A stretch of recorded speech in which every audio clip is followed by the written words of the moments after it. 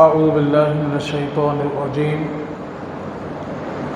بسم اللہ الرحمن الرحیم قل لا اسألکم علیہ اجرا الا المودۃ فی القربى صدق یا رب العالمین ان اللہ وملائکتہ یصلون علی النبی یا ایھا الذین آمنوا صلوا علیہ وسلموا تسلیما بلغ العلا بکمالہ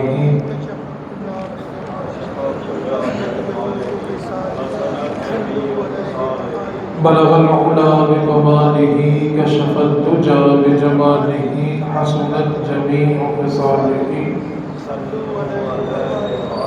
نبی پاک صلی اللہ علیہ وآلہ وسلم نے ارشاد فرمایا، جمعہ کے دن میری ذات پر کثرت کے ساتھ درود و سلام بھیجا کرو۔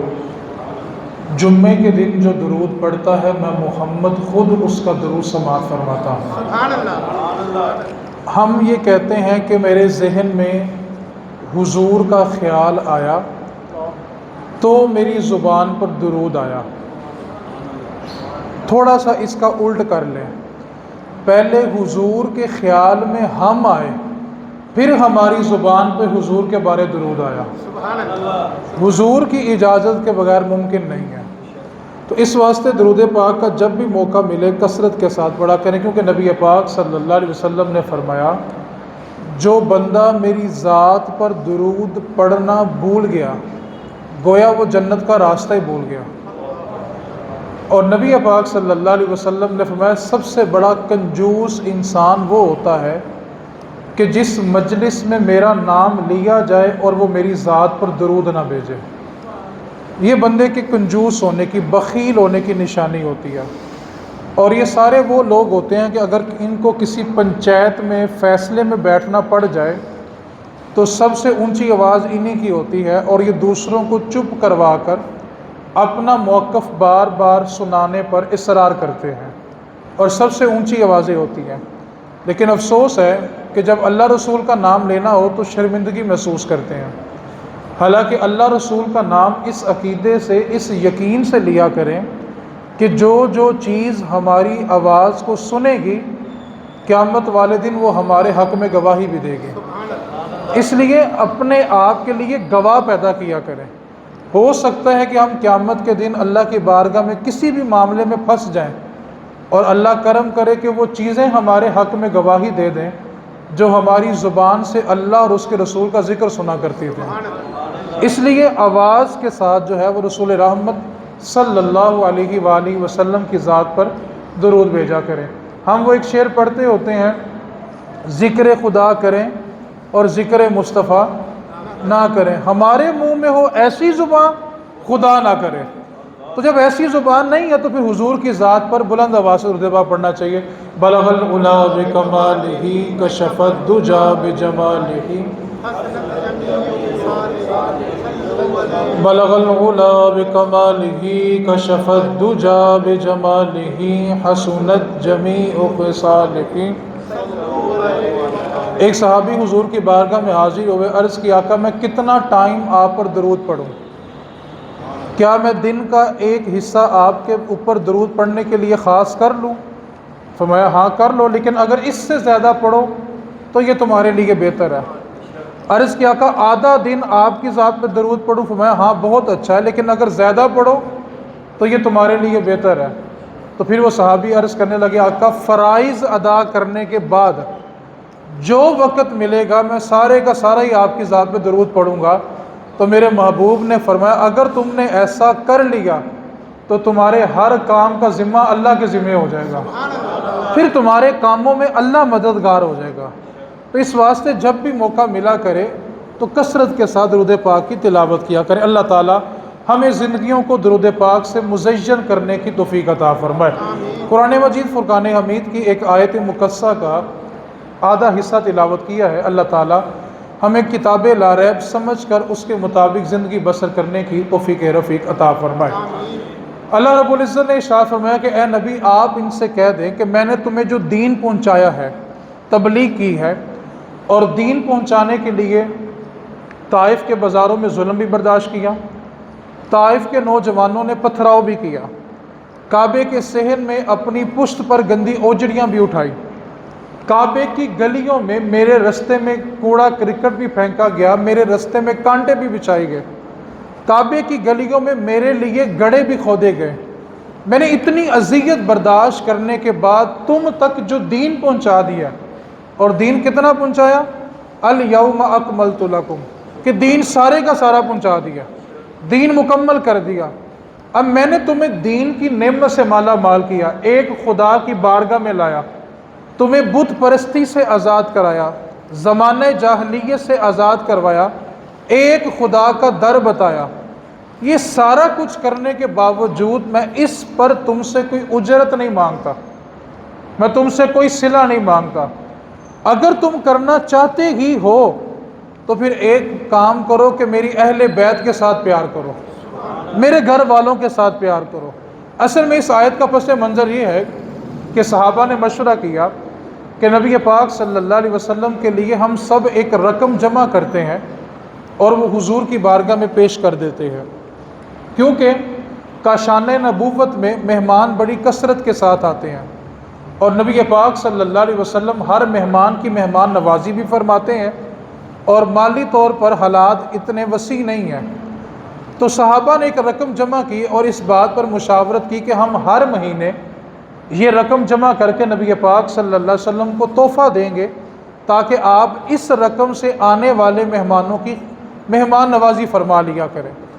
اب جب یہ رقم نبی پاک صلی اللہ علیہ وسلم کی بارگاہ میں پہنچی اور صحابہ نے عرض کی آقا کہ ہم یہ رقم اس لیے پیش کر رہے ہیں کہ آپ اس رقم کے ساتھ آنے والے مہمانوں کی مہمان نوازی فرمایا کریں، تو اللہ رب العزت نے یہ آیت نازل فرما دی کہ محبوب ان سے کہہ دو کہ میں نے تمہیں جو دین دیا ہے اس کی اجرت نہیں چاہیے، اگر تم میرے لیے کچھ کرنا ہی چاہتے ہو تو پھر میری اہل بیت سے پیار کر لینا، میرے خاندان سے، میری اولاد سے پیار کرو۔ نبی پاک صلی اللہ علیہ وسلم کی اولاد سے پیار کرنا، آپ کے خاندان سے پیار کرنا، یہ ایمان کی بنیاد ہے۔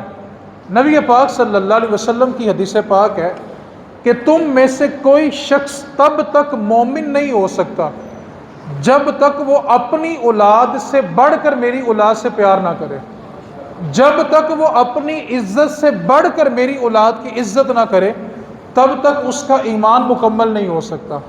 ایمان کی تکمیل، ایمان کی بنیاد نبی پاک صلی اللہ علیہ وسلم کی اولاد سے پیار کرنے میں ہے۔ حضور کی جو اہل بیت ہے اس کے ساتھ پیار کرنے سے ہی ایمان مکمل ہوتا ہے۔ اہل بیت میں کون کون شامل ہیں؟ اہل بیت کی 3 قسمیں ہیں۔ بیت عربی زبان میں کہتے ہیں گھر کو، اور گھر میں جتنے افراد رہتے ہیں وہ گھر والے ہوتے ہیں۔ گھر میں ماں باپ ہوں تو گھر والے، بہن بھائی ہوں تو گھر والے، بیوی بچے ہوں تو گھر والے۔ اہل بیت کا مطلب ہوتا ہے گھر میں رہنے والے۔ نبی پاک صلی اللہ علیہ وسلم کی جو اہل بیت ہے اس کی 3 قسمیں ہیں۔ پہلی قسم یہ ہے کہ نسب کے اعتبار سے آپ کے دادا جو ہیں جناب عبد المطلب رضی اللہ تعالی عنہ، آپ کا جتنا خاندان ہے وہ نبی پاک کا خاندان ہے، تو جناب عبد المطلب کا جو خاندان ہے وہ سارے کا سارا اہل بیت میں شامل ہے۔ اس کے بعد دوسری قسم جو آپ کے گھر میں رہتے ہیں وہ حضور کی ازواج ہیں، حضور کی بیویاں ہیں، تو حضور کی بیویاں بھی اہل بیت میں شامل ہیں۔ اور تیسری قسم آپ کی اولاد جو سیدہ فاطمہ الزہرا رضی اللہ تعالی عنہا سے پیدا ہوئی، کیونکہ کائنات کا یہ اصول ہے کہ دنیا میں جس کی بھی نسل چلتی ہے وہ بیٹے سے چلتی ہے، لیکن واحد گھرانہ میرے حضور کا ہے کہ حضور کی نسل چلی تو سیدہ پاک سے چلی ہے۔ اور جب نبی پاک صلی اللہ علیہ وسلم کے 3 صاحبزادوں کا وصال ہو گیا تو کفار نے یہ طعنہ دیا، اب تر اس شخص کو کہتے ہیں جس کا کوئی بیٹا زندہ نہ رہے اور جس کی آگے نسل نہ چلے، اس کو کہتے ہیں اب تر۔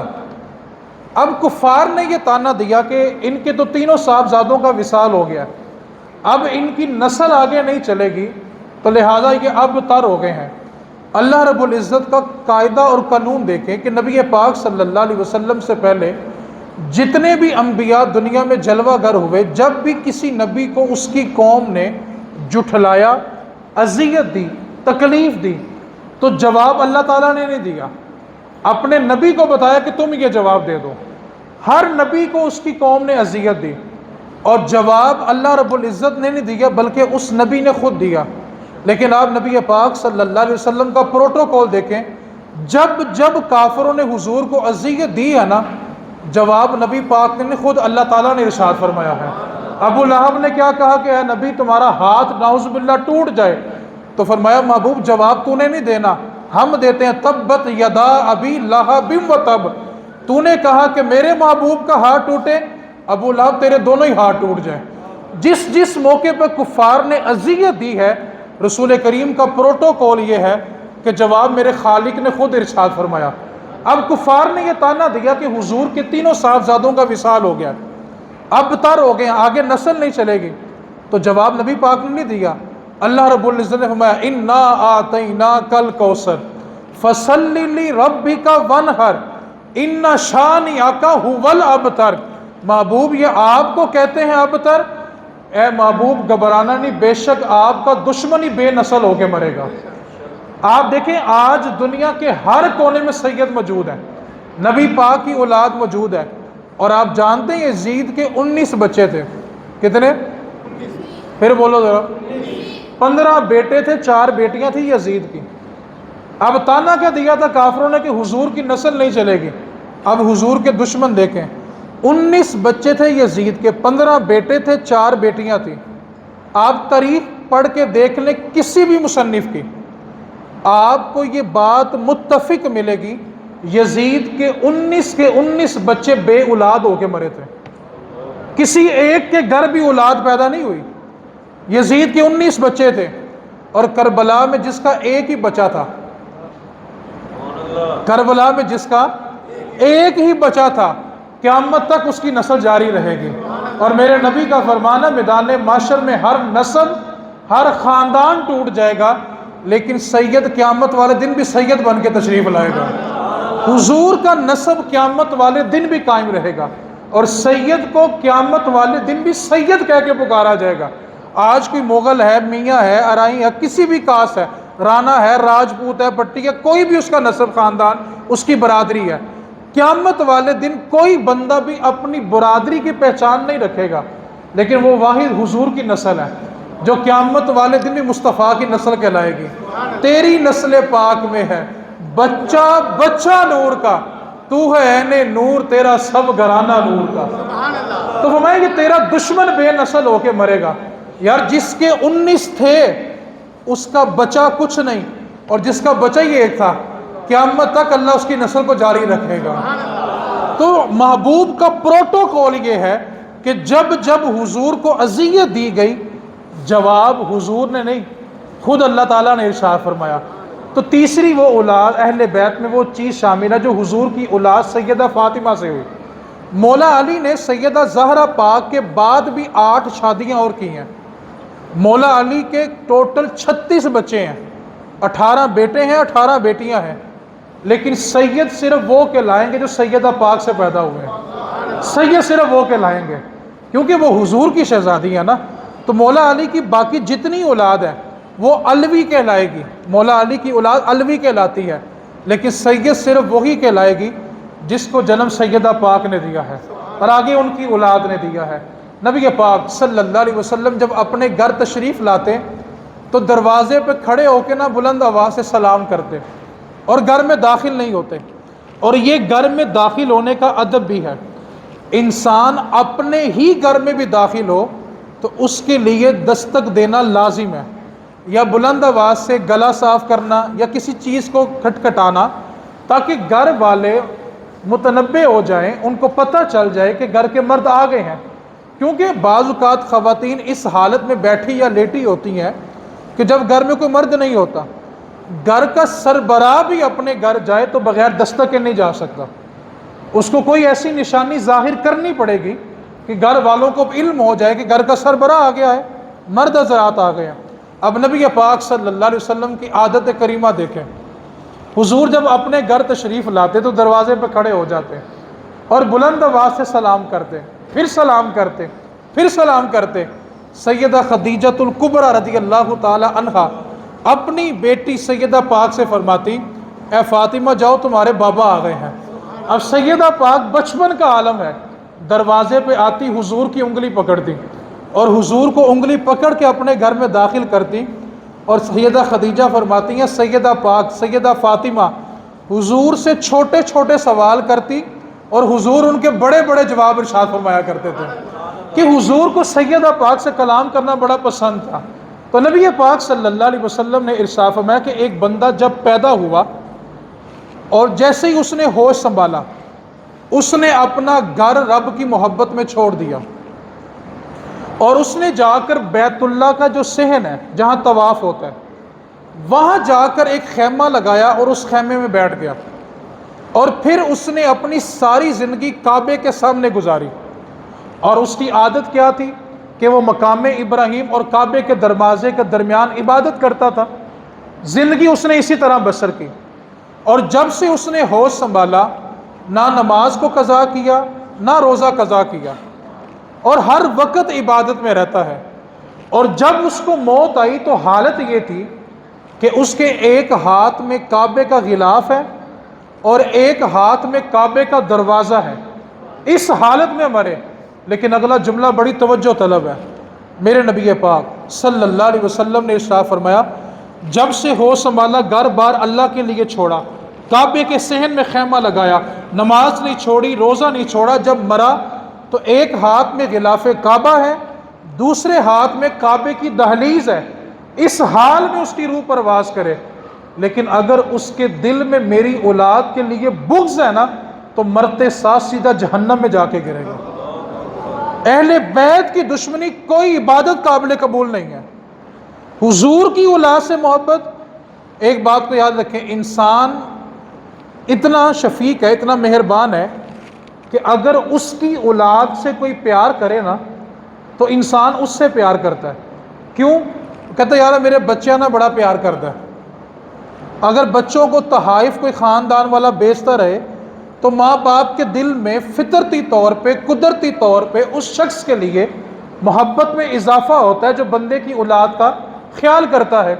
یار یہ ہم ہیں، ہماری اولاد سے کوئی پیار کرے تو ہم اس سے پیار کرتے ہیں، اور جو پیار مصطفیٰ کی اولاد سے کرتا ہو، کیا حضور اس پہ کرم نہیں فرماتے ہوں گے؟ تو فرمایا کہ جو اہل بیت کی محبت ہے نا وہ ایمان کی بنیاد ہے، اس کے بغیر ایمان قابل قبول نہیں ہے۔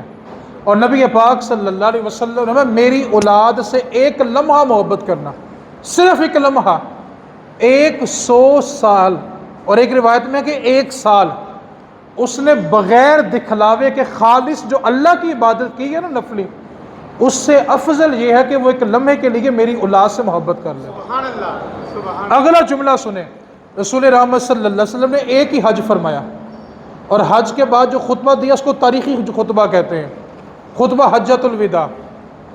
کیا فرمایا کہ میں تم میں 2 چیزیں چھوڑ کے جا رہا ہوں۔ نمبر 1 کتاب اللہ، اللہ کی کتاب۔ نمبر 2 اپنی اہل بیت۔ آپ توجہ کریں، جب انسان کے آخری لمحات ہوتے ہیں تو وہ اپنی اولاد کو یا بیوی بچوں کو یا گھر والوں کو نا وہ قیمتی باتیں بتاتا ہے جو اس نے ساری زندگی نہیں بتائی ہوتی، اور اس کی کوشش ہوتی ہے کہ میں چلا تو جاؤں گا تو گھر والوں کو ان چیزوں سے بھی آگاہ کر جاؤں۔ اب دیکھیں یہ عام انسان کی بات ہے کہ وہ جاتے وقت قیمتی باتیں اپنے خاندان کو بتاتا ہے، وہ تو حضور ہیں جن کے کندھوں پر نبوت کی ذمہ داریاں ہیں۔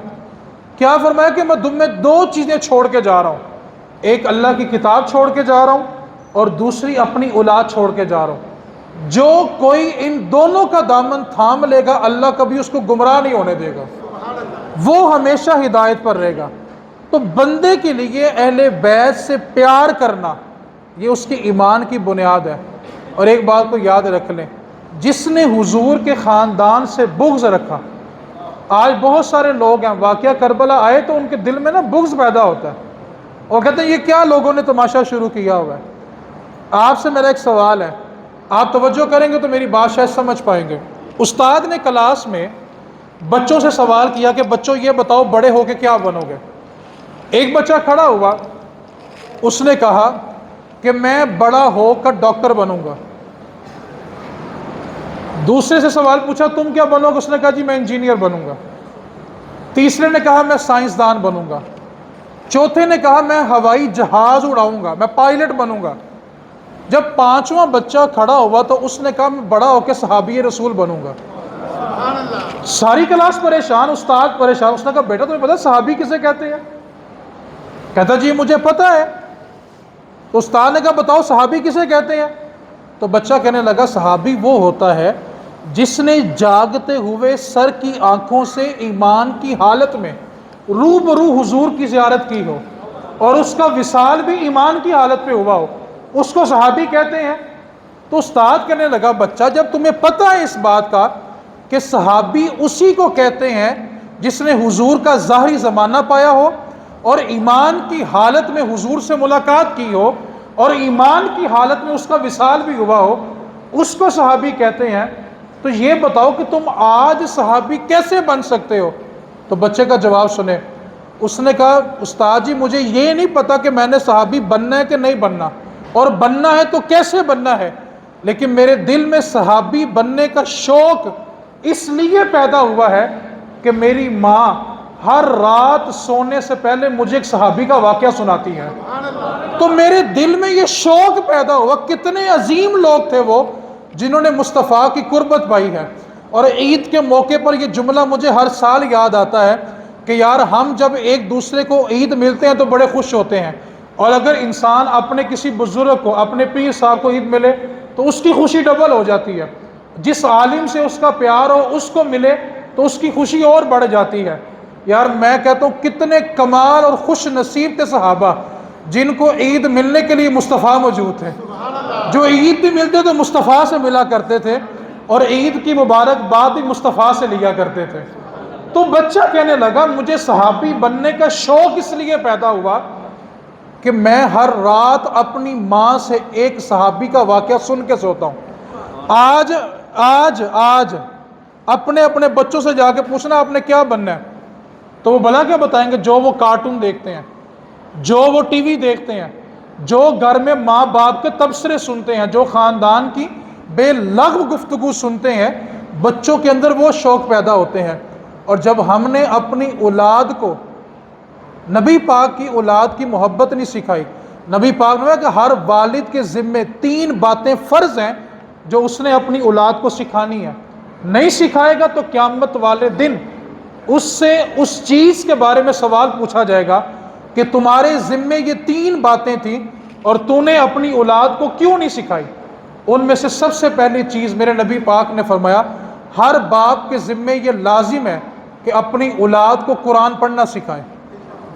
آج اسکول گئے ہو، کالج گئے ہو، اکیڈمی گئے ہو، ٹیوشن گئے ہو، پوچھو گے کیوں بھلا وہاں فیس جو دیتے ہو؟ کتنے باپ ایسے ہیں جو رات کو گھر جانے کے بعد اپنی اولاد سے پوچھتے ہیں کہ بتاؤ سپارہ پڑھنے گئے تھے کہ نہیں گئے تھے، بتاؤ کتنی نمازیں پڑھی ہیں؟ تو باؤ جی جنہوں نے ہماری زندگی میں نہیں نہ پڑھی وہ ہمارے بعد بھی مدرسوں سے پڑھے ہوئے قرآن لائیں گے، خود نہیں پڑھیں گے۔ آپ کس گمان میں ہو؟ بچوں میں شوق ہم نے پیدا کرنا ہے۔ اس کی زندہ مثال ہے، گھر میں کوئی نماز پڑھ رہا ہو تو چھوٹے چھوٹے بچے ساتھ آ کے سجدہ کرنا شروع کر دیتے ہیں، آپ نوٹ کرتے ہوں گے۔ حالانکہ اس بچے کو کسی نے سکھایا، ایک جملہ یاد کر لو، ہم جو کہتے ہیں اولاد وہ نہیں کرتی، لیکن ہم جو کرتے ہیں وہ اولاد ضرور کرے گی۔ کہنے میں کبھی تبلیغ نہیں ہوگی، تربیت نہیں ہوگی، آپ کو اپنی اولاد کے لیے رول ماڈل بننا پڑے گا۔ آپ نماز پڑھیں اولاد ساتھ پڑھے گی، آپ کے کہنے پہ نہیں پڑھے گی۔ ایک دن وہ کیا ہی دے گی، ابا جی چلو تسی پڑھو تھوڑے نال میں بھی پڑھ لاں گا، کیا عزت رہ گئی؟ آپ پڑھے وہ پڑھ لے گی۔ تو نبی پاک نے کیا فرمایا؟ 3 باتیں باپ کے ذمے فرض ہیں کہ وہ اپنی اولاد کو سکھائے۔ نمبر 1 قرآن کریم کی، نمبر 2 نبی پاک نے فرمایا کہ والد کے ذمے یہ فرض ہے کہ وہ اپنی اولاد کو اپنے نبی کی محبت سکھائے، اور تیسری بات ہر والد کے ذمے یہ فرض ہے کہ وہ اپنی اولاد کو میری اولاد سے پیار کرنا سکھائے۔ یہ والد کے ذمے فرض ہے کہ وہ اپنی اولاد کو نبی پاک کی اولاد کی باتیں بتائے، ان کے دل میں نبی پاک کی اولاد کے لیے محبت پیدا کرے۔ آپ ایک بات تو بتائیں یار، ہمارے بچے ہمیں کتنے اچھے لگتے ہیں، اور جو بچے مصطفیٰ کے ہوں. اور نبی پاک نے فرمایا ہے، یہ حدیث پاک سیاہ ستہ کی ہے، فرمایا حسن اور حسین فاطمہ کے نہیں مصطفیٰ کے بیٹے ہیں، یہ تو میرے بیٹے ہیں. فرمایا یہ فاطمہ کے نہیں، یہ محمد کے بیٹے ہیں. اور حضرت اسامہ بن زید فرماتے ہیں کہ ایک رات مجھے کچھ کام پڑا تو میں حضور کے گھر چلا گیا، اور حضور نے کمبل اوڑھ کے، سردی کا موسم تھا، حضور نے کمبل اوڑھا ہوا تھا اور حضور تشریح علام فرما رہے ہیں، لیکن حضور کے دائیں بائیں دونوں طرف کمبل بڑا ہل رہا ہے. تو اسامہ بن زید عرض کرنے لگے حضور آپ کے کمبل میں حرکت بڑی ہو رہی ہے. تو حضور نے جب اپنا کمبل اتارا تو ایک طرف حسن تھے، دوسری طرف حسین تھے، اور حضور کے ساتھ آرام فرما رہے تھے اور کھیل رہے تھے، حضور کے گلے لگ کے لیٹے ہوئے تھے. تو فرمایا اسامہ سن لے، میں نے اللہ کی بارگاہ میں عرض کیا اللہ یہ حسن اور حسین میرے بیٹے ہیں، میں ان سے پیار کرتا ہوں، اے میرے اللہ تو بھی ان سے پیار کر.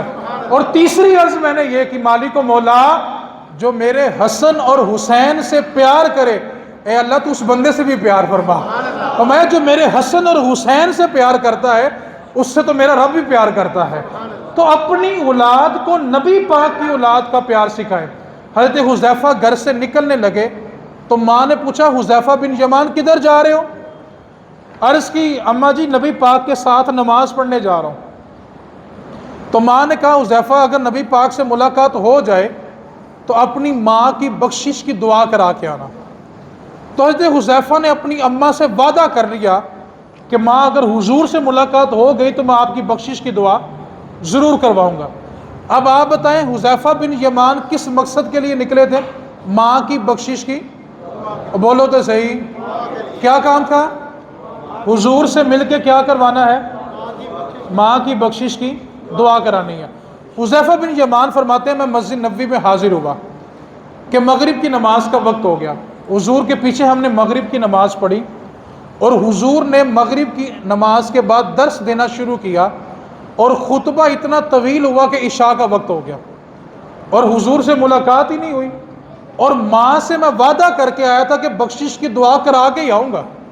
اب حضور سے تو ملاقات نہیں ہوئی، عشاء کی اذان ہوئی، عشاء کی جماعت کھڑی ہو گئی. اب عشاء کی نماز حضور نے پڑھائی تو حضور بڑی تیزی کے ساتھ اپنے گھر کی طرف چلے گئے. گھر میں کچھ مہمان آئے ہوئے تھے تو حضور بڑی تیزی کے ساتھ اپنے گھر کی طرف چلے گئے.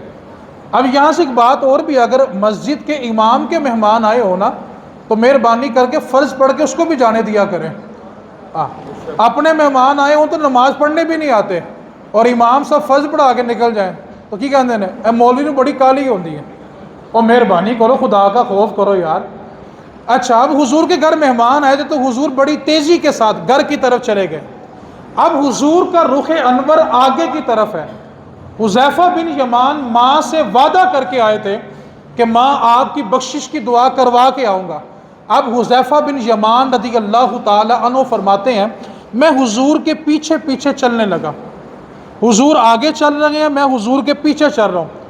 حضور نے پیچھے مڑ کے نہیں دیکھا، حضور کا رخ انور آگے ہے. چلتے چلتے میں من ھذا حذیفہ، پیچھے کون آ رہا ہے؟ حذیفہ تو نہیں آ رہا. اب حضور کا رخ انور آگے ہے، حضور نے مڑ کے نہیں دیکھا. فرمایا میرے پیچھے حذیفہ ہے؟ قال نعم. حذیفہ کہتے ہیں میں نے کہا نعم، جی ہاں حضور میں حذیفہ ہوں. اب وعدہ کیا کیا تھا؟ پھر بولو ذرا. حضور نے پیچھے مڑ کے نہیں دیکھا، فرمایا میرے پیچھے حذیفہ ہے؟ عرض کی نام، جی ہاں آقا میں حذیفہ ہوں. حضور نے رخ انور پھر نہیں پھیرا، آگے چلتے جا رہے ہیں اور ارشاد کیا فرمایا؟ ما حاجتک، اے حذیفہ کس کام کے لیے آیا ہے؟ اللہ تیری بخشش فرمائے، تیری ماں کی بھی بخشش فرمائے. اب حذیفہ بتا تو کس کام کے لیے آیا ہے؟ حذیفہ کہتے ہیں میں قربان جاؤں مصطفیٰ پہ. حضور نے کیا سوال پوچھا کہ بتا کیا کام ہے؟ اللہ تجھے بھی بخش دے، تیری ماں کو بھی بخش دے. تو میں نے عرض کی آقا جو کام کروانے آیا تھا وہ سوال بھی آپ نے بتا دیا، جواب بھی آپ نے بتا دیا. حذیفہ بن یمان کہتے ہیں میں پھر حضور کے پیچھے پیچھے جا رہا ہوں اور حضور کسی سے گفتگو کر رہے ہیں اور جس سے گفتگو کر رہے ہیں وہ نظر نہیں آ رہا. جب حضور کی گفتگو مکمل ہو گئی تو میں نے عرض کیا آقا آپ ابھی کسی سے گفتگو کر رہے تھے؟ فرمایا ہاں حذیفہ میں کسی سے بات کر رہا تھا. میں نے پوچھا آقا وہ کون تھا جو مجھے نظر نہیں آیا اور آپ اس سے مسلسل کلام فرما رہے تھے؟ تو میرے آقا نبی رحمت، شفیع معظم، تاجدار ختم نبوت صلی اللہ علیہ وسلم نے فرمایا حذیفہ ابھی ابھی ایک فرشتہ اللہ نے بھیجا تھا جو آج سے پہلے کبھی زمین پہ نہیں اترا، آج وہ خاص موقع تھا، خاص فرشتہ پہلی مرتبہ میری بارگاہ میں آیا، پہلے آ کر اس نے مجھے سلام کیا اور وہ ایک خوشخبری دینے کے لیے آیا تھا، آج سے پہلے اس نے کبھی زمین پہ اتر کے نہیں دیکھا۔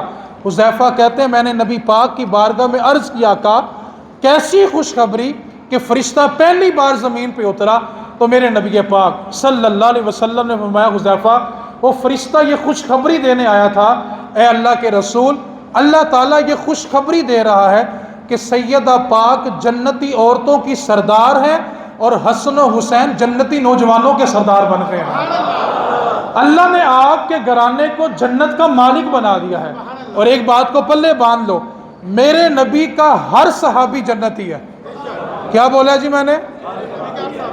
بولو تو صحیح یار، یہ دور ہے بولنے والوں کا، اس دور میں جو چپ رہتا ہے وہ مشکوک رہتا ہے، یہ دور ہے اپنا عقیدہ بتانے کا، اور عقیدہ کیا کہ نبی پاک کا ہر صحابی، ہر صحابی نبی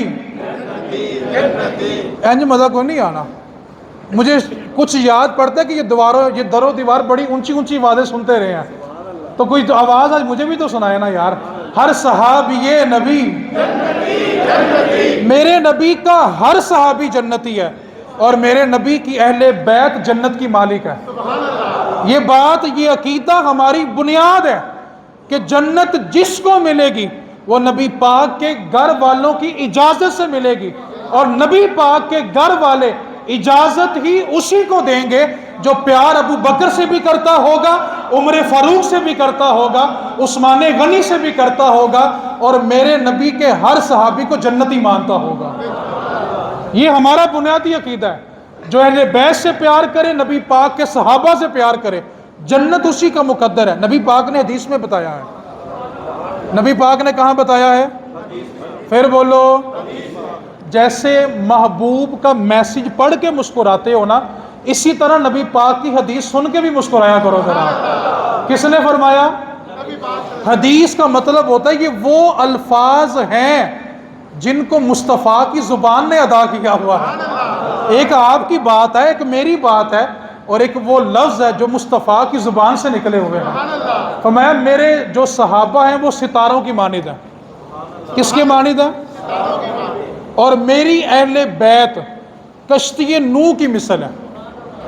اہل بیت کس کی مثل ہے؟ کشتی نوح جانتے ہیں نا، نوح اسلام نے جو کشتی بنائی تھی، جو اس میں سوار ہوا تھا وہ بچ گیا تھا، اور جو نہیں سوار ہوا وہ آپ کا سگا بیٹا سوار نہیں ہوا تھا، تو کیا ہو گیا؟ ہلاک ہو گیا۔ اور فرمایا میرے صحابہ کس کی مانند ہیں؟ فرمایا اصحابی کالنجوم فبأیہم اقتدیتم اہتدیتم، میرا ہر صحابی ستارے کی مانند ہے، اور تم کسی ایک کی بھی پیروی کرو گے ہدایت پا جاؤ گے۔ اب پرانے وقتوں میں جو سفر ہوتا تھا وہ سمندروں سے ہوتا تھا، لوگ کشتی میں سوار ہوتے تھے اور ستاروں سے رہنمائی لیتے تھے کون سا علاقہ کس طرف ہے۔ اب ایک بندہ یہ کہے کہ میں کشتی میں سوار نہیں ہونا اور ستاروں سے رہنمائی لوں گا، تو بتائیں ڈوب کے مرا کہ نہیں مرا؟ اور ایک بندہ یہ کہتا ہے کہ میں کشتی میں سوار ہو جاؤں گا لیکن ستاروں سے رہنمائی نہیں لوں گا، تو بتائیں ساری رات سمندر کے چکر کاٹتا رہے گا، کبھی اس کو منزل ہے؟ جس کو صراط مستقیم منزل چاہیے اس کو دو کام کرنے پڑیں گے۔ کون کون سے؟ پہلے کشتی میں، اور فرمایا میری اہل بیت کشتی نوح کی مثل ہے، اور فرمایا دوسرا کام کیا کرنا پڑے گا؟ ستاروں سے رہنمائی لینی پڑے گی، اور ستارے کون ہیں؟ نبی پاک کے صحابہ۔ اب کوئی کشتی میں بیٹھے اور ستاروں کو چھوڑ دے، اور کوئی ستاروں سے رہنمائی لے اور کشتی میں سوار نہ ہو، دونوں ڈوب کے ہلاک ہوں گے۔ اور صراط مستقیم اور جنت اسی کو ملے گی جو اہل بیت کی کشتی میں بیٹھے گا اور ستاروں جیسے صحابہ سے رہنمائی بھی حاصل کرے گا۔ کسی ایک کو چھوڑ کر بھی گزارا نہیں ہے، دونوں کا دامن تھامنا پڑے گا۔ تو ہمارا عقیدہ کیا ہے؟ نبی پاک کا ہر صحابی، پھر بولیں ہم ہیں کہ نہیں؟ شک ہے، لیکن نبی پاک کا صحابی اور نبی پاک کی اہل بیت جنت کی مالک ہیں، نبی پاک کے گھر والے، نبی پاک کی اولاد جنت کی مالک ہے۔ یہ اہل سنت کا بنیادی عقیدہ ہے۔ کسی ایک کا بھی دامن چھوڑ کے ہمارا گزارا نہیں ہے، کسی ایک کا دامن چھوڑ کے بھی۔ ہر صحابی سے پیار کریں، نبی پاک کے گھرانے سے اس سے بڑھ کے پیار کریں۔ اب میں آپ کو ایک حدیث پاک سنانے لگا ہوں۔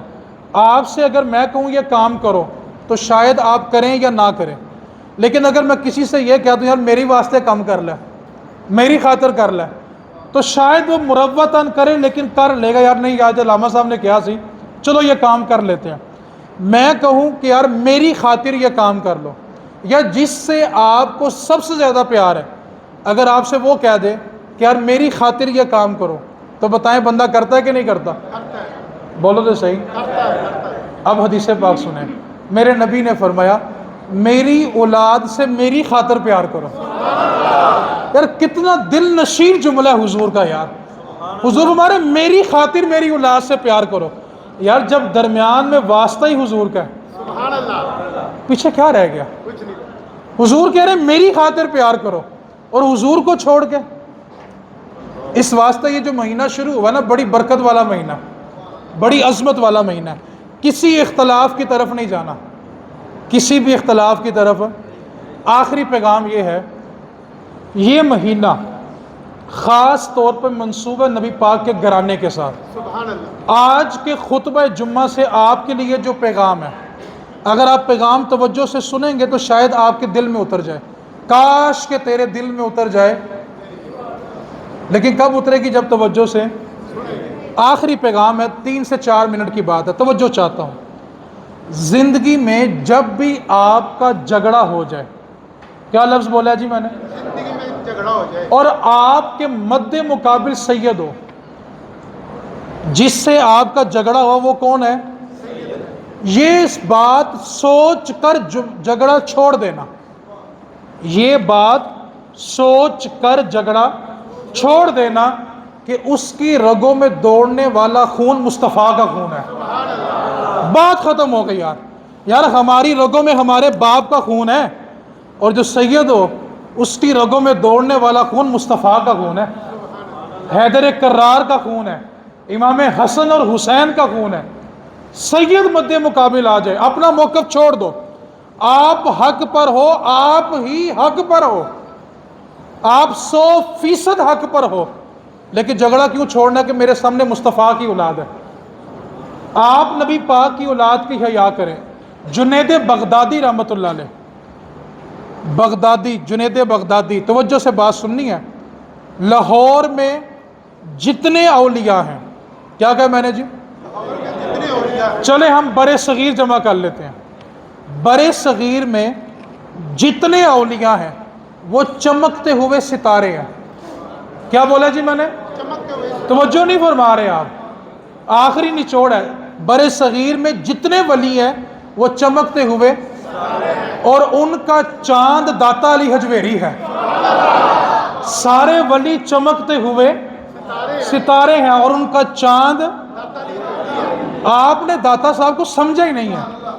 اور جنید بغدادی داتا صاحب کے بھی پیروں میں سے آتے ہیں، میں ان کی بات آپ سے کرنے لگا ہوں۔ جنید بغدادی بادشاہ ہارون رشید کے درباری پہلوان تھے، آپ کشتی لڑا کرتے تھے، جس کو آپ کہتے ہیں دنگل، آپ کشتی کیا کرتے تھے، اور شاہی پہلوان تھے۔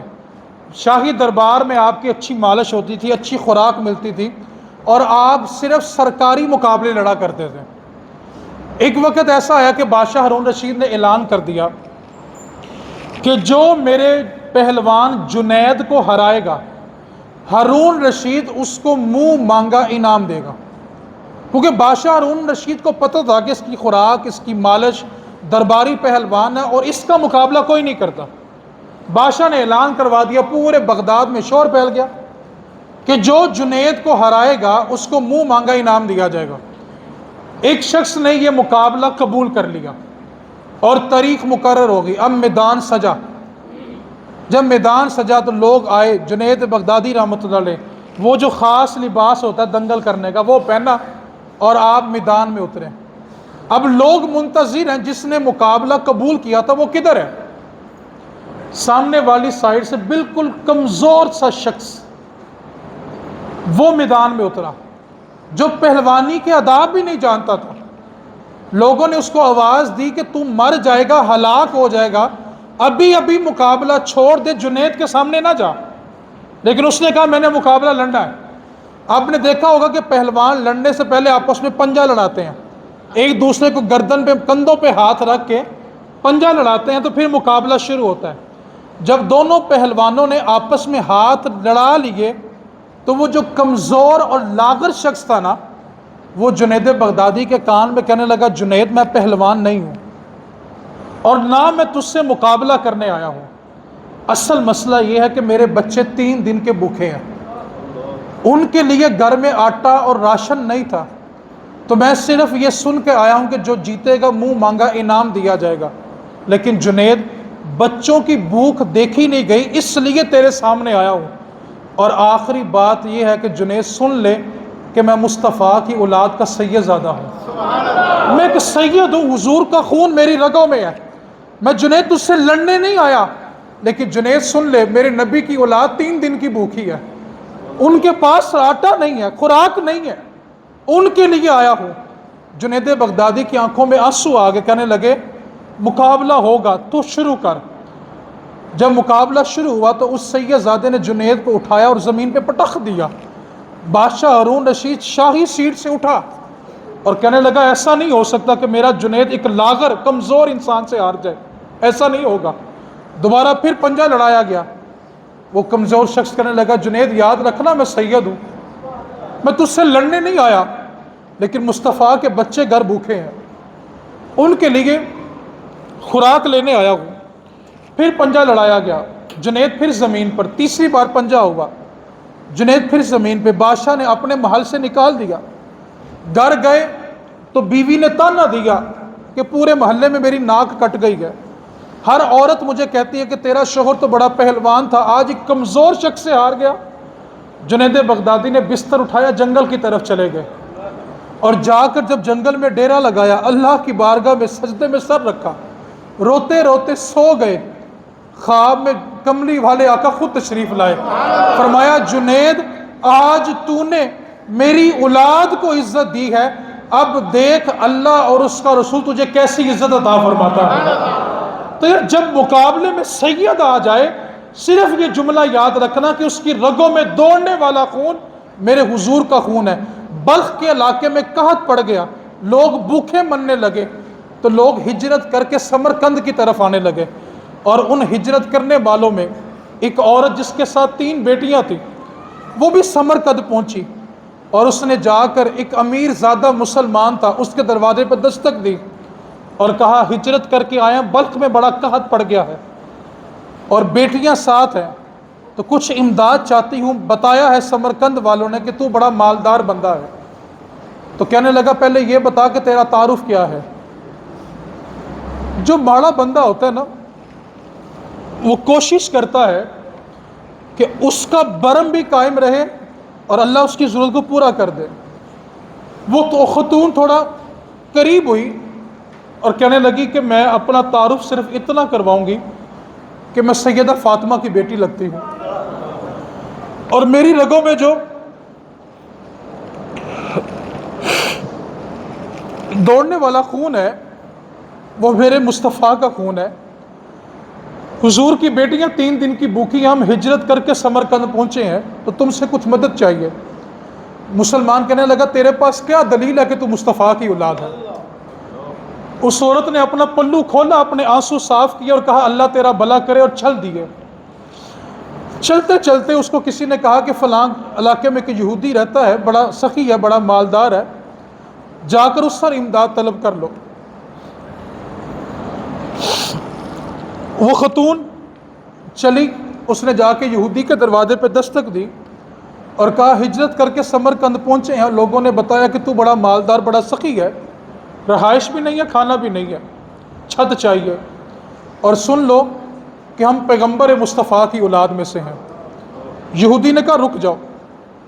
اندر گیا اور اپنی بیوی سے کہنے لگا ہمارے گھر کا جو کمرہ سب سے زیادہ صاف ستھرا ہے نا، اس کو ایک بار اور ڈالو کہ اس کمرے میں مصطفیٰ کی اولاد نے رہنا ہے۔ بٹھایا اور کہنے لگا کہ میرے گھر کے جو برتن ہیں وہ تمہارے لائق نہیں ہیں، تم رکو، تمہارے لیے نئے برتن لاتا ہوں۔ نئے برتن لائے گئے، کھانا مصطفیٰ کی بیٹیوں کو کھلایا گیا۔ وہ مسلمان جس نے کہا تھا کہ تمہارے پاس کیا دلیل ہے کہ تم مصطفیٰ کی اولاد ہو، سوتا ہے اور دیکھتا ہے کہ جنت سجی ہوئی ہے، لوگ لائن میں لگے ہوئے ہیں اور حضور سامنے کھڑے ہیں اور ایک ایک کو جنت میں بھیج رہے ہیں۔ وہ مسلمان دیکھ رہا تھا کہ میں بھی لائن میں لگ گیا، تو فرشتوں نے آ کر مجھے جنتیوں والی لائن سے کھینچ کے باہر نکالا کہ تو نہیں اس لائن میں لگ سکتا۔ وہ بندہ کہتا ہے کہ میں اس فرشتے کی شکایت کرنے کے لیے حضور کے پاس پہنچا اور میں نے حضور سے کہا حضور میں جنت میں جانا چاہتا ہوں، لیکن فرشتہ کہتا ہے کہ تو اس لائن میں لگ نہیں سکتا، آخر میرا کیا قصور ہے؟ تو حضور نے فرمایا کہ تو کون ہے؟ کہنے لگا حضور میں مسلمان ہوں۔ میں بتا تیرے پاس کیا دلیل ہے کہ تو مسلمان ہے؟ تیرے پاس میری بیٹی آئی تھی، اس نے کہا تھا کہ میں مصطفیٰ کی بیٹی ہوں، تو نے میری بیٹی سے پوچھ لیا بتا تیرے پاس کیا دلیل ہے؟ آج تو بتا کہ تیرے مسلمان ہونے کی تیرے پاس کیا دلیل ہے؟ اٹھا، شرمسار ہوا، ڈھونڈتا ڈھونڈتا شہر والوں نے بتایا کہ فلاں یہودی کے گھر میں وہ خاتون اپنی بیٹیوں کو لے کے ٹھہری ہوئی ہے۔ جا کر دستک دی اور کہنے لگا مجھ سے 11 گنا زیادہ قیمت لے لو جو تم نے ان پہ خرچ کیا ہے، اور یہ مہمان میرے سپرد کر دو۔ اس یہودی نے کہا کل آتے تو بات اور تھی، سودا راتوں رات ہو چکا ہے، اب یہ مہمان تجھے نہیں ملیں گے۔ اس نے پھر اصرار کیا، قیمت بڑھانے کی بات کی، تو یہودی نے کہا سودا کل رات کا ہو چکا ہے۔ تو مسلمان نے کہا تو یہودی ہے، وہ تو ہمارے نبی کی بیٹیاں ہیں۔ تو یہودی کہنے لگا سن، جو نظارے خواب میں تو نے دیکھے ہیں نا، وہ نظارے کل رات خواب میں بھی دیکھ چکا ہوں، اور تو نے کلمہ کسی عالم، کسی مفتی، کسی صوفی کے ہاتھ پہ پڑھا ہوگا، اور مجھے کل رات کلمہ خود میرے مصطفیٰ نے پڑھایا ہے کہ میری اولاد کو تو نے جگہ دی ہے، اب جنت میں تیرا ٹھکانہ مصطفیٰ متعین کرے گا۔ تو میں سودا کل رات ہو چکا ہے، اب جا تو چلا جا۔ تو بس اتنا کہنا چاہتا ہوں، جب مد مقابل سید آ جائے، آپ حق پر ہو اور آپ ہی حق پر ہو، تو یہ سوچ کر اپنی ضد، اپنی انا، اپنا حق چھوڑ دینا کہ جس کی رگوں میں دوڑنے والا خون میرے مصطفیٰ کا خون ہے، اور یہ وہی خون ہے جو کربل کی زمین پہ بڑی بے دردی سے بہایا گیا ہے۔ یہ وہی امام حسین کی اولاد ہے، امام حسن کی اولاد ہے۔ تو اگر یار ہمیں اپنی اولاد بڑی عزیز ہے نا، تو ایمان تب مکمل ہوگا جب اپنی اولاد سے بڑھ کر مصطفیٰ کی اولاد عزیز ہو۔ اس واسطے آج کے خطبہ جمعہ میں 2 باتیں عرض کی ہیں۔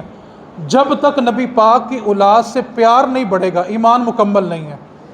سب کچھ چھوڑ کر نبی پاک کی اولاد سے پیار کرو۔ اور دوسری بات، جب آپ کے مقابل سید آ جائے، ایک بات کو یاد رکھیں، سید بڑے بڑے گناہ کرنے والا بھی ہو تب بھی اس کی تعظیم کرنا فرض ہے، جب تک کہ وہ بد عقیدہ نہ ہو جائے، جب تک کہ اس کا عقیدہ خراب نہ ہو جائے۔ سید نے اگر کلین شیو کرے پھر بھی اس کی تعظیم واجب ہے، جب تک اس کا عقیدہ سلامت ہے تب تک اس سید کی تعظیم کرنا فرض ہے۔ ہاں جب اس کا عقیدہ بگڑ جائے تو پھر اس کی تعظیم نہیں کی جائے گی۔ کیوں؟ کہ نبی پاک صلی اللہ علیہ وسلم کی اولاد میں وہ رہتا ہی نہیں ہے۔ کیوں؟ کہ قرآن پاک کا اسلوب یہ ہے کہ نبی پاک والا وہ ہوگا جو ایمان والا ہوگا۔ جیسے نوح علیہ السلام کے زمانے سگا بیٹا آپ کی آل میں شامل نہیں ہے، کیوں کہ وہاں پر ایمان نہیں لایا تھا۔ ایمان پہلی شرط ہے، ایمان سید کا سلامت ہے، اس کے بعد وہ جیسا بھی ہے میرے مصطفیٰ کا بیٹا ہے، اور حضور کی اولاد سے پیار کرنا ہمارے اوپر لازم ہے۔ اس واسطے سید کے مقابلے میں ضد انا اچھی نہیں لگتی۔ اللہ کریم ہم سب کو سادات کا احترام کر کے نبی پاک کے سارے گھرانے سے پیار کرنے کی توفیق عطا فرمائے۔ وما علینا الا البلاغ المبین۔